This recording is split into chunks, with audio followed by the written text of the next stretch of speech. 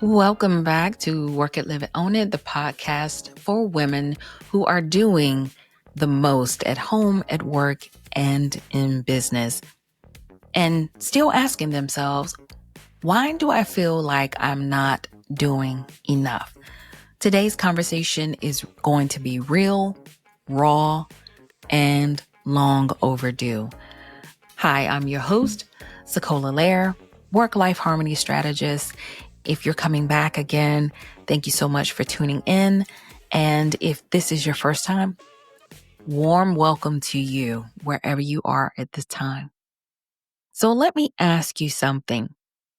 Have you ever had a moment where you felt like or you knew you gave it everything? You gave it all. You did your best. You planned, you pushed. You stayed up late. You woke up early. You showed up with heart and conviction, and somehow it still didn't pan out the way you thought it would. Maybe it was the job offer that didn't come through, or it was the business that didn't grow fast enough, the relationship that didn't feel fulfilling, or worse, no one even noticed your efforts. And in that moment, something inside of you whispers, maybe it wasn't enough. Maybe I'm not enough. Well, let's pause right there. That right there, that whisper, that's the lie that we're going to be dismantling today. We're going to name the real struggle. We're going to be talking about why your best can't be measured by productivity alone, what to do when your best still feels like it's not enough. All right, so let's go ahead and dive in because you know what? Many people, when they say, I'm doing my best, but it's not enough, but I believe what they're really asking is, how can I keep going when I feel like I'm not being seen, valued, or validated? And it's not really about the to-do list. It's really honing in on the emotional weight of feeling like your best isn't enough. Your best is invisible. So if no one told you lately, this is the reason why I'm doing this, having this conversation with you guys right now, is because I see you. You're doing more than you think you are, and you deserve to feel peace, not pressure. And here's what I've learned, and maybe you need to hear this too. Your best is not one fixed version of you because it's not about the perfect day where you've crossed everything off on your to-do list. You've accomplished every task that you set out to do that day. It's not the moment where you've hit the business goal or you looked flawless on camera or on social media. Your best can change and it will change. It changes based on your energy, your mental health, your season of life, and your capacity for that day. So, to give you a real true example from my own life, there's a day last year that I did my best. I spoke at an event. I met with 2 clients. I cooked dinner. I was prepping for a podcast. And then there was another day, same woman, me, same intentions, where you know what my best was? My best was just getting out of bed and brushing my teeth and maybe answering 2 text messages from colleagues. That was it. And you know what? Both days, they were valid. Both days, that was enough. Because really, your best isn't a measure on output. It's about how aligned you are with what you actually need to do for that day. We can't be on all the time. As much as I think I would love to bring my A game each and every day, that is not realistic. That is not possible. And for a long time, I used to believe that. And you know what happened when I believed that I should bring my A game every single day? It led to burnout. It led to exhaustion. So the question is, What do you do when you still feel insufficient? When you feel like the best that you're doing isn't enough? And that is the heart of this episode today. So I want you to lean in with me here. I want you to listen closely, okay? Because when you feel like your best isn't enough, I'm going to give you three practical strategies to implement. The first one is I want you to pause and reflect. Don't react. That's called being impatient when we start to react automatically when we feel like our best isn't enough. So instead of going straight into overdrive, which is going to lead to burnout, where we start thinking, oh, I didn't do enough today. I need to do more. Stop, pause, and reflect. Ask yourself these two questions. Who told me that doing more was the answer? Who told me that more is the answer? Here's the reflection question. Am I chasing validation or am I chasing peace? Am I chasing validation or peace? So let me give you those two questions again. Who told me that more is the answer? And am I chasing validation or peace? Because sometimes the goalpost keeps moving, not because we're failing, but because we're playing by rules that were never ours to begin with. We're looking at other people, comparing ourselves to other people out there based on what they may be doing or may not be doing on social media, what we think our friends or our neighbors are doing and accomplishing, or other business owners or other work colleagues. What we think that they've got it all together. We don't know their life. We don't know their backstory. Nor should we contend ourselves to try and figure out what's happening in their lives. You're playing by rules that are not yours, that were not meant for you. So that's why I say the first step is you need to pause and reflect, not to react. Then we need to turn around and think about what success looks like today. We're in an age of the boss babe. I've got to do this. I got to do this. I got to be that. Let me tell you something. Not this quarter, not your 5-year plan. I'm talking about just today. What success looks like today.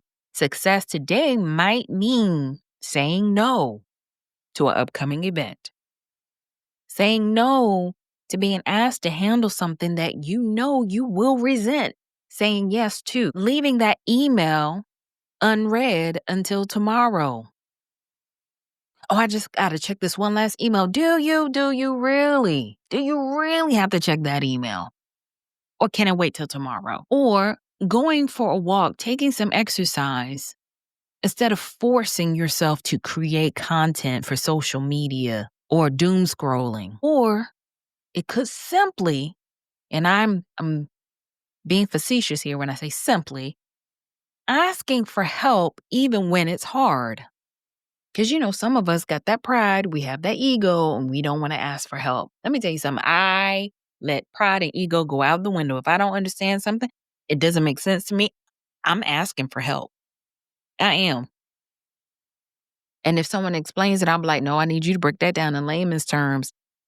Pretend like I don't know anything what you're talking about. I need you to come from that angle because I need support. I need help. The final step is to anchor to what can't be taken from you. These are your non-negotiables. These should be your non-negotiables. And I'm going to share with you some of my non-negotiables, right?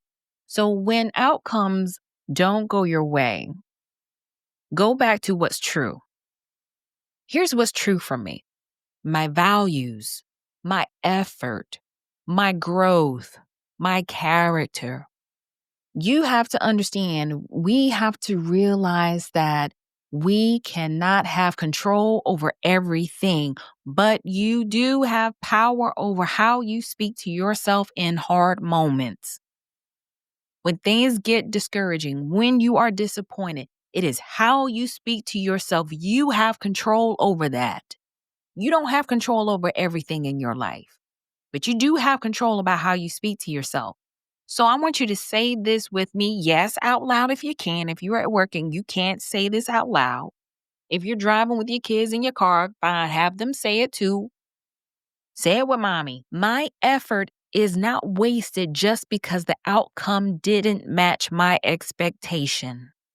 Let me say that again. My effort is not wasted just because the outcome didn't match my expectation or other people's expectations. Your efforts are not wasted.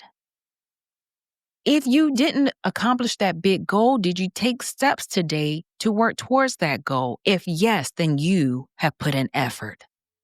You have accomplished something. You took a step towards your goal today. Even if that meant, you know what, I need to take a break. I need to have a do nothing day. My aunt, who's no longer with us, my aunt Jackie, used to take Mondays as her do nothing day so she could show up for the rest of the week. She took that day for herself. Now, even if you're not able to take a day for yourself, that's fine. Take a few minutes for yourself every day, but anchor to what cannot be taken from you. So let's just recap those 3 strategies, okay? I want you to pause and reflect and don't react by asking yourself, who told me that more is the answer? Or am I chasing validation or am I chasing peace? And to redefine what success looks like for you today. Is it by saying no? Is it by leaving an email unanswered until the next day? Is it taking care of your health, your emotional well-being instead of doom scrolling on social media or on the internet? Are you asking for help when things get tough? Are you learning to delegate to other people things that are weighing you down? And then anchor yourself into what cannot be taken away from you. Is that your values, your core values, your efforts, your growth, your character? And then say to yourself, my effort is not wasted just because the outcome didn't match my expectation. So I have a listener question. I'm going to take this time now to answer a listener's question. And again, if you want to ask me a question, head on over to Instagram at Work It, Live It, Own It, and I will answer your question through a podcast episode. So here's a question. But if I'm doing all I can and I'm still not getting anywhere, what's the point? Wow, that's real. And that's a great question. And I want to speak directly to you here, to your heart, because the point is this. You are not behind just because your results haven't arrived on your timeline. If you're building something with soul, things with soul take time. You may not be where you want to be yet in your life, in your career, but who you're becoming in the process is the question. That version of you is worth every moment, every milestone, every pivot, every pause. And please don't measure your worth by how quickly you can win. Measure instead by how kind you have stayed to yourself along the way. Have you shown yourself compassion?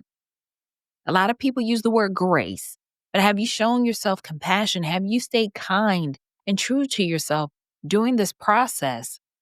I love the illustration about popcorn. If you're popping popcorn on the stovetop, or you're putting a bag of popcorn into a microwave, all those kernels are in the same pot or in the same bag. But yet those popcorn kernels don't pop all at the same time. Some pop early, some pop right in the middle, some, unfortunately, pop just a little bit, and others may not pop at all. But the point of that illustration is you're going to be like popcorn. We're all like popcorn. We pop when the time is right for us. We're not going to pop when other people pop. We're going to pop when it's time. So, listener, I hope that answers your question. But again, don't measure your worth by how quickly you can win, but measure it by how kind and compassionate you can be to yourself along the way. It is not a sprint. It's a marathon, and anything worth having takes work. It takes time. Now, here's the take action part. Let's get practical. If you are a journaler and you love writing in your journal, here are two questions you can ask yourself. Where in my life am I attaching my worth to outcomes I can't control? Where in my life am I attaching my worth to outcomes I can't control? What would it look like to measure my success by peace instead of productivity? And here's something else I want you to try this week. Pick one task you usually overperform on. I mean, you know you do it. You do it well. And this week, I want you to do it well, but try not to do it perfectly. Give yourself a soft landing and give yourself permission to show up as a full human and not a machine. You're not a robot. Be human. We're all imperfect. So, guys, to close out this episode, thank you so much for tuning in. And listen, you don't have to run yourself in the ground to feel like you've earned success. And you don't need to give 120% every day to prove that you're proud of yourself. And let's just be honest and realistic. If you give 100% to your career, to your business, then other things in your life are lacking. You're not taking care of yourself. You're not taking care of your family. If you're putting all of 100% into one thing, you're not showing up for other things. And when people say, well, I gave 110% to this, no. What is that saying? Is that bragging rights? Are you boasting? Really? What are you boasting about? That you're running yourself into the ground? Okay, bravo, kudos to you. But for my listeners, if you're tuning into this, I don't want you to feel like you got to give 120% every day for you to feel proud of yourself.